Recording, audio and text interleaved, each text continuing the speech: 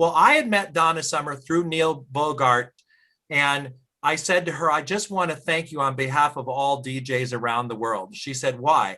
I said, because Love to Love You Baby was so long we could finally go to the bathroom. I'm your host, Felipe Rose, and welcome to the Disco Chronicles and Beyond. This podcast is about the disco era, the music, the culture, and the impact it's had on the world today, and why disco is still so hot. After successfully touring the world for over 4 decades as one of the original co-founders and members of the world-famous Village People, selling over 100 million records, this disco king truly knows a thing or two about the disco era. So sit back and relax and enjoy my conversation with my guest today.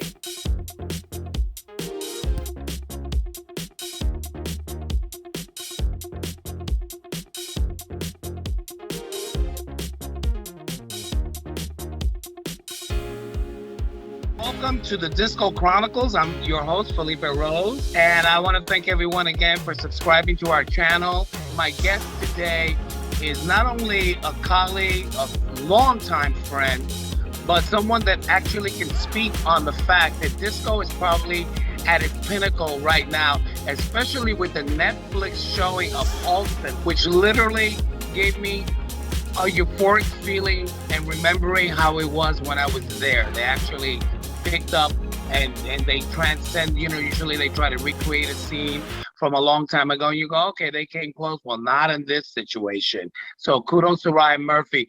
Don Blanton, my guest today is Don Blanton. Tell us a little bit about yourself, because there is so much about you that I have, there are so many footnotes and notes about you. Speaking about slip pads, now what were they again, slip pads? I had invented them before anybody else for disco.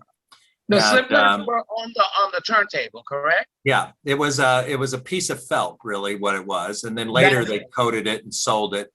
But I wasn't smart enough to sell them later. I just invented them. Why did you invent the slip pad felt? Was it to hold the record in place while the turntable spun underneath? Yes, exactly. In those days, in the early days, they had belt-driven turntables. They were using home stereo turntables in clubs, and people were dropping the cue levers down on them.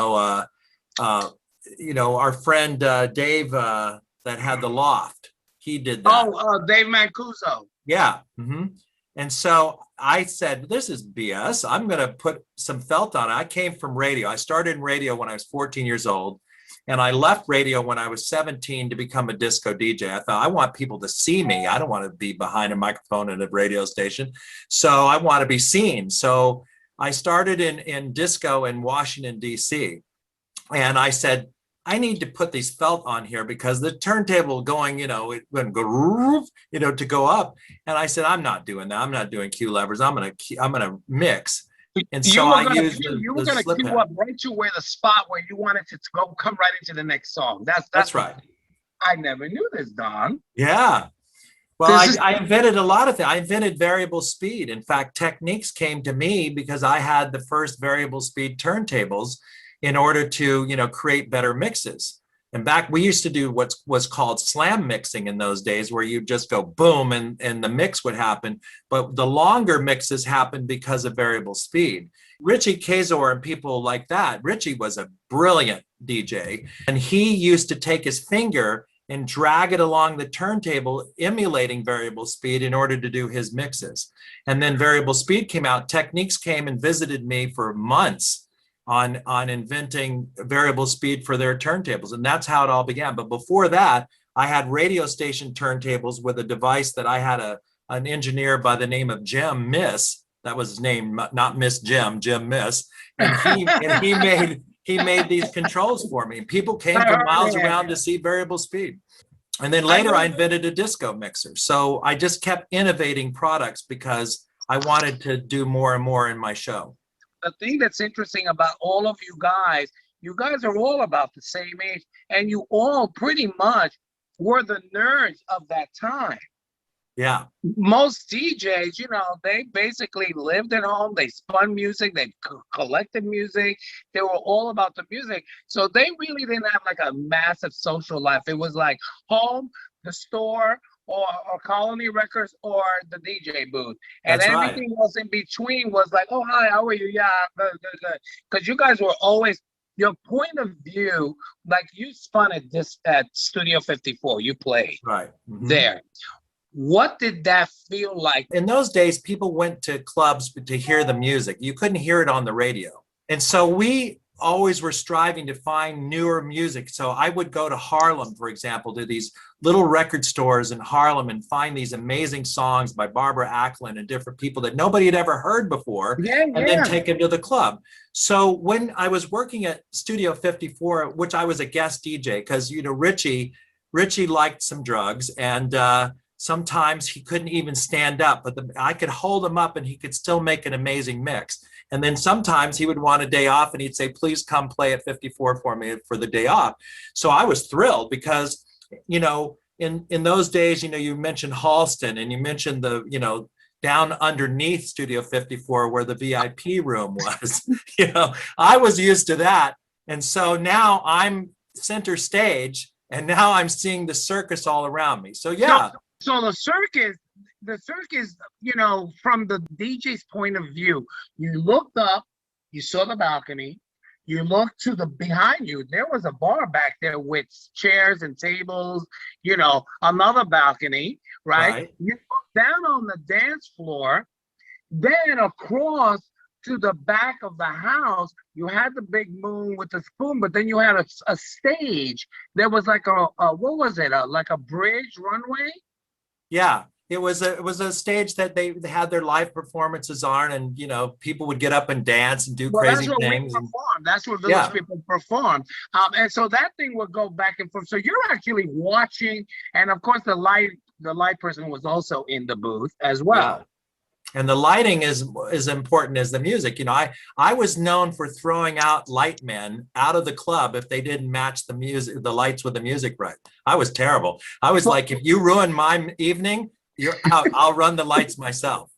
Yeah, because the thing is that the lights were very important, because depending on the mix, if the mix suddenly turned into something that was very like slowed down and kind of sensual, and you're getting ready to bring something in, the lights have to come down. That's right. To almost custom made to the mix itself. The same was very true for Paradise Garage with Larry Levan. The same thing with Bobby DJ, which you also knew very well. Howard Merritt was also a brilliant, because Howard Merritt, he loved to mix classical introductions of pieces of Mozart into music. Yes, so he was brilliant. Now DJs are now being hailed and regarded as the kings of disco, because they were the ones that were the manipulators. Well, you see, I had a thing where I was very cocky in those days. I would walk into a new club that I wanted to work in, and I'd say, listen, I can ring your bar tab, I can ring your cash registers higher than anybody else. And if I can do it for 2 nights, that you give me 2 Saturdays or a Saturday and a Sunday or whatever, and I'll ring them higher, at least 30%. I want a job and I want a contract at $1,000 a night. $1,000 a night in those days was a lot of money. Not like the DJs. It was a lot of money. Yes. Millions. Yeah. So I did it consistently. And the way we did it was the DJs were all about the music, but it was the way we programmed the music. So you would build an arc and you would build it up and then you drop them. And when you drop them, people would dance the slow songs if they were in regular clubs. If they were in, you know, the kind of clubs we went to, they'd take drugs and dance all night, which I loved, you know, keep dancing. But, you know, you drop them and then you'd build them up again and drop them again. And then you build them up just before the end of the night and you'd have to drop them a little bit. Otherwise, people would beat each other up. Yeah. They would have fights in the parking lots and everything because you left them on too much of a high. So by doing that, you could gauge the bar sales by doing that. You know, that's interesting. It was a club. That's very interesting. And also the other reason why there were times when the dance floor people would just clear away and they'd go and sit down on all the couches and all that, was because their goodies kicked in. That's right. And so then the DJs could gauge, okay, the dance floor is half empty. Let me throw on Sharon Ridley's changes. But I did something different. I wouldn't put up with people clearing the dance floor. So I would play shit, goddamn, get off your ass and jam repeatedly until we get back on the dance floor. Because I wrote in a book, I wrote a little book called Why Don't You Play Something Good? And I said, you can never let the crowd control the DJ. The DJ must remain in control. Absolutely. And if you show them that you're in control, they'll sit there for hours because they don't know how to, they don't want to be the first people on the dance floor. So you always tell light men, when that happens, if the dance floor clears, keep it dark because people are too self-conscious to go onto the dance floor again. And then they would go out when it was a little bit of lights, and they would go out and they dance by themselves, and then That's right. people would start coming out. You know, a lot of times when that moment like that was happening at Studio 50, we had Roll Arena come out and skate across. Many of you of our fans and our listeners and viewers that don't know who Roll Arena is, Roll Arena he was a Wall Street guy, and he would dress like in a very long, like kind of a beautiful long gown, sort of like your grandmother's gown with a little tiara, a wand, and he had his beard or his mustache, and he had roller skates on, and he would come out and he would dance around. He would skate around the dance floor, and he had glitter, and he was Roll Arena. He was fabulous. He was amazing. But he was gender fluid before his time. He did. So why do you think, being that you are one of the pioneers, why do you think that disco has such a grasp on our culture today? I guess it's timeless is really what you would say. And it brings back, Dick Clark used to say, music is the soundtrack of your life. Of your life, yeah. Yes. And so I think that even if you weren't involved in that era, it was a happier time. I mean, the music was happier. I don't know how to describe it other than a lot of the music today, and I don't want to sound like I'm not in touch. It's just that it's not as happy. I don't know how to describe it otherwise. There's so much hate and there's so much stuff going on in the world. I think disco transports you to another time of where, even if you weren't there, it was a time that you wanted to be in because it was magical. It was not, clubs today try to be all things to all people. And back then they weren't. If you wanted to go to a certain club, you went to, a certain club. If you liked African Americans, you went to a certain club. If you liked gay people, you went to a certain club. Today, all the clubs are tonight's hip hop night, tomorrow night's gay night, whatever. And it was a lot different. So it's homogenized. So I think that it takes you back to the time of where it was more segregated, yet it was more free. And it was everyone was included, and with disco music included everyone. It didn't just only bring Black, Latins, and gays to the clubs to dance, but then the celebrities and mainstream America, they wanted to go in there. They wanted to feel fabulous. But that was a place where I was able to dream that my life was going to be wonderful, that my life was going to turn into something fabulous. And I think that that's what disco music did for many, many of us. I think I met you before the Village People, because I can remember, I think I saw you dancing in the Village, and I kept running into you in all these places, and I kept thinking, who is that cute guy, dancing in the Indian outfit? And then years later, Bobby DJ introduced us again, and then Jacques Morales did. And, I remember you coming into my DJ booth and you're saying, I'm the Indian on the cover. I go, I know you're the Indian guy in the Village. I know you. I would say that because people didn't recognize me on the street. Right. Now, after 4 decades, now people look at my face and they go, or they hear my name, they go, oh, you're the guy from the Village People. So, but back then, I was just like, okay, just a guy in a costume. People thought it was a costume. It wasn't for me. That was part of my heritage and family, where that was part of our heritage, my heritage. But the thing is that was a beautiful thing about disco, that you could go out with a chef jacket and a chef hat and walk into a club back then with a spatula, and people go, oh good, we have a baker here. So but because people dressed up like it was like nothing, but that was what was beautiful about the music, is that they made people feel like, I'm going out tonight and I want to stand out. I want to feel just as important as the music. And because the music was really happy and fabulous and wonderful, people needed to have that. Let's talk a little bit about Dick Clark. We had that reunion, you and I, in his office. Well, he was really, he loved his memorabilia. Yeah. You know, his office had massive amounts of music collectibles, tickets, like the first Beatle tickets at Shea Stadium. Everything was framed. I have some of his memorabilia. I have the white microphone from his show. I have the Beatles dressing room door from the Ed Sullivan Theater, and I have one of John Lennon's outfits. You're kidding me, really? Yeah, I got some really good stuff from him. Wow. And you also worked on the Dick Clark, what was that? The restaurants. The restaurants. And what did you do for him during that time? Well, I had invented an automated DJ system by then. It was a fully automated touchscreen DJ system. So it ran the lights, the DJ did everything automatically, and the DJ could be more of a host and not worry about mixing. And it had all my algorithms in it from when I was a DJ. And it would mix 72 video laser discs with 500 CDs and run the lights. And so we became really good, close friends. We knew each other before then, briefly, but not as close as we were then. And so the first night that he's going to take me out to dinner, I'm all excited. So he and Carrie dress up and they come to get me in the limo, and this is in Kansas City. And he's going to take me out to dinner. I'm like, I'm going to dinner with Dick Clark. Oh my God. And we drive by a White Castle hamburger place, and he goes, that's where we're going to dinner. I haven't had a White Castle in years. And Carrie looked horrified. And I'm like, oh my God, Dick Clark's taking me to White Castle. I heard that he was frugal with his money, but he was very frugal. Yeah. Like he would fly coach. Yeah, I know. I had to fly with him. And the people at the gate were so like, oh my God, it's America's teenager. And they would always bump him up. Right.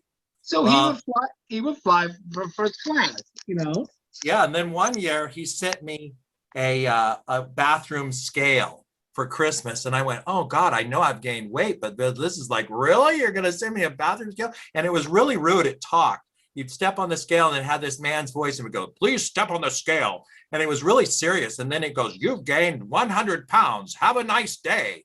And it was like, wow, how rude. I'm going to reprogram it to say, you're no longer America's teenager. How rude that you sent this to me. Turns out they were prizes left over from the $100,000 pyramid, and he sent them to everybody. And he sent them out to everybody.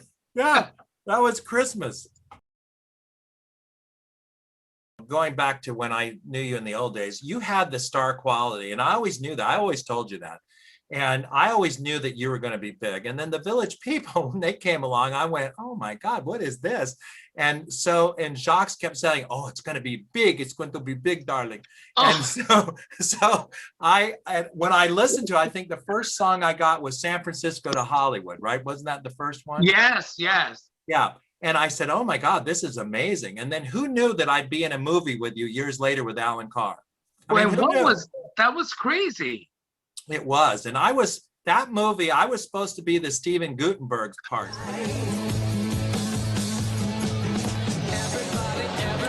Take over the next set for me, huh? Sure. Hey, your stuff is terrific. Thank you, son.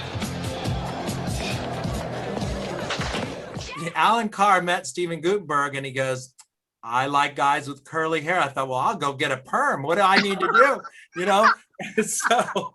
So he had seen him in The Boys from Brazil. And he says, I'm going to give this part to Steven, but I'm still giving you a part. And he wrote me in as myself. And that's how I got my SAG card. So thank you, Alan. Alan, wherever you are. Yeah. Right. And that movie really chronicled, it was sort of a microcosm of that, or a slice of that era, and right after that movie, the movie didn't do very well. In the United States. I used to go to the movie theater and stand out front and hope somebody recognized me out of that thing.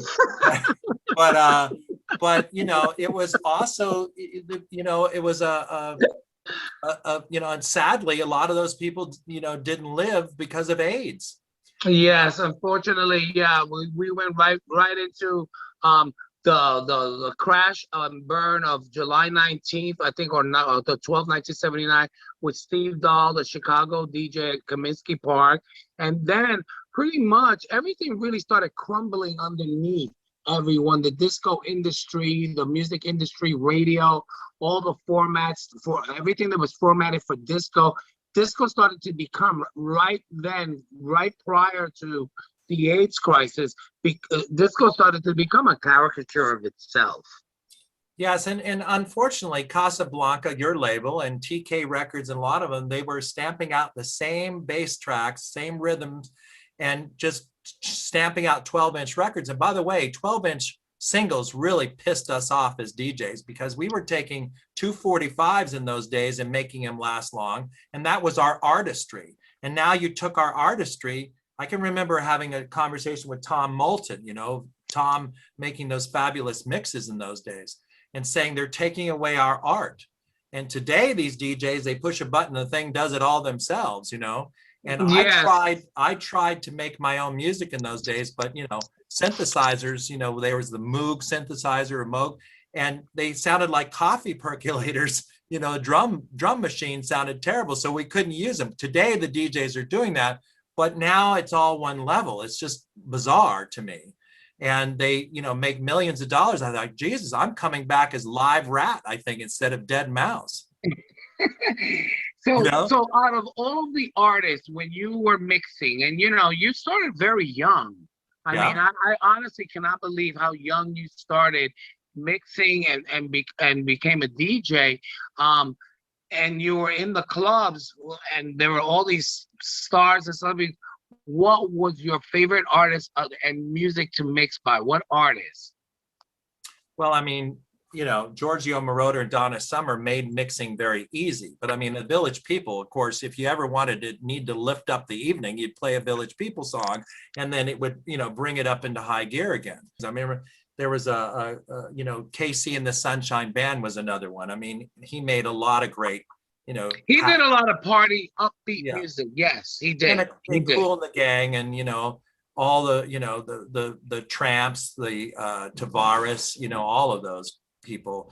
And I had my own disco show. It was like the Dick Clark American Bandstand, but it was Don Blanton's disco show. It was short-lived. It was terrible.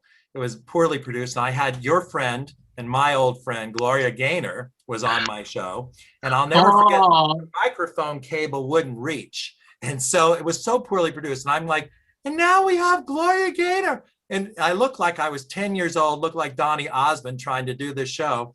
And she looked at me and she goes, honey, you're a nervous wreck.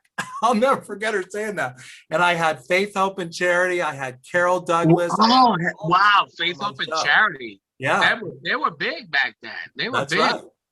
And now, I know that you had your show in Times Square. Ryan Seacrest, Regis Philbin, 11, 10, 9.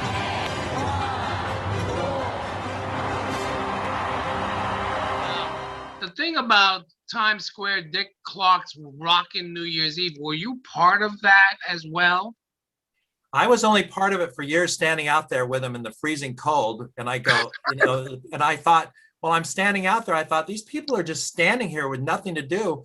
And so I was instrumental with two other guys in bringing live entertainment to Times Square, because Dick Clark would say, let's go to the party in LA. And that was taped in June.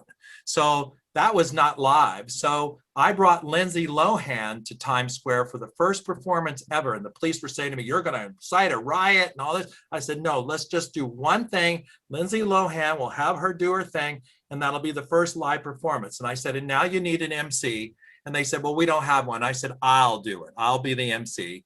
And so they let me say 2 lines the first year. Second year, I could say 6 lines. And the years after that was 52 pages of dialogue. So it grew. And then I would introduce the television hosts to the audience before they did their TV show. Right. And that first year that I had the big, I was the MC, that's when Dick Clark had his stroke. Oh, yeah. So I Sadly, didn't get to have my moment on stage with him, and we had planned that together.